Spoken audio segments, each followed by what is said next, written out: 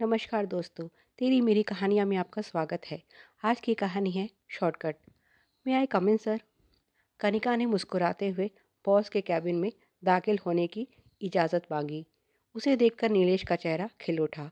आओ आओ कनिका, तुम्हारा ही इंतज़ार हो रहा है। उसने साथ बैठे अधेड़ आदमी से उसका परिचय करवाया। विमल जी, ये है कनिका, मेरी पर्सनल सेक्रेटरी। उसने पर्सनल शब्द पर कुछ जोर देकर कहा। और कनिका, ये हैं विमल सर। जी, इनको कौन नहीं जानता। कनिका ने बातचीत का सिरा अपने हाथों में लेते हुए अपनी इंटेलिजेंस दिखाते हुए उनका परिचय आगे बढ़ाते हुए कहा, ये तो हमारे पुराने और भरोसेमंद साथी हैं। नीलेश ने मुस्कुराते हुए कहा, देखा सर, इसे भी पता है कि हमारा रिश्ता कितना पुराना और मजबूत है। फिर भी आप हमें छोड़कर इस बार कॉन्ट्रैक्ट किसी और को देना चाहते हैं। ये तो सही नहीं है। कनिका, अब इनको समझाने की जिम्मेदारी मैं तुम पर छोड़ता हूँ। ये कहकर नीलेश एक गहरी मुस्कान के साथ कनिका को देखता है तो वो भी उसे आंखों ही आंखों में आश्वस्त कर देती है।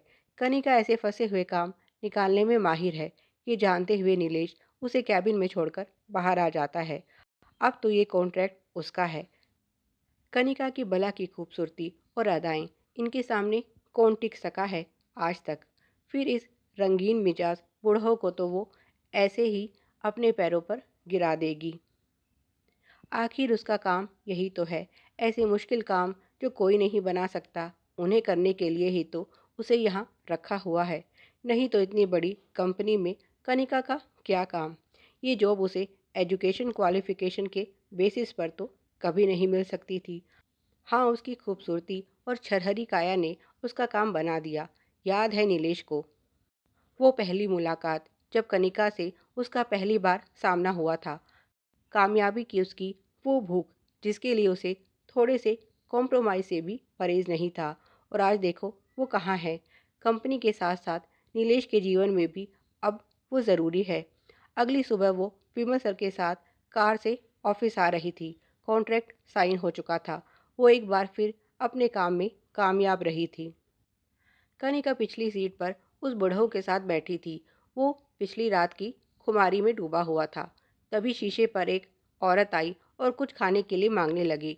उस बुढ़ऊ को पता नहीं क्या सूझी। उसने 500 का नोट निकालकर उसके हाथ में रखते हुए उसे धीरे से सहला दिया। उसकी इस हरकत पर वो औरत आग बबूला हो गई। उसने विमल सर का कॉलर पकड़कर उसे गाड़ी से बाहर निकालकर सड़क पर गिरा दिया और शोर मचाकर अपने जैसे और लोगों को बुलाकर उसकी अच्छी मरम्मत कर दी। ड्राइवर और कनिका ने किसी तरह से बीच बचाव करके उसका पीछा छुड़ाया। जब वो वहाँ से निकले तो कनिका ने पीछे मुड़कर उस औरत को देखा जिसके तन पर मैले गंदे कपड़े थे, लेकिन उसका चरित्र सूर्य सा चमक रहा था। उसके शब्द अब भी उसके कानों में गूंज रहे थे। पैसा दिखाकर मुझे खरीदने की कोशिश करता है। मुझे क्या तूने बाजारू सामान समझ रखा है जो खरीद लेगा। पकड़ तेरा पैसा। ऐसा पाप का पैसा नहीं चाहिए मुझे। आज तेरा वो हाल करूँगी कि आगे से किसी भी औरत की तरफ हाथ बढ़ाने से पहले तू मुझे ज़रूर याद करेगा। क्या उसने कामयाब होने के लिए जो रास्ता चुना है वो सही है? आज उसे अपने फैसले पर शंका हो रही थी। क्या ये कॉम्प्रोमाइज़ का रास्ता ही उसका आखिरी विकल्प था? क्या उसे अपने सम्मान के लिए शॉर्टकट की जगह परिश्रम का रास्ता चुनना चाहिए था? ऑफिस आ गया था।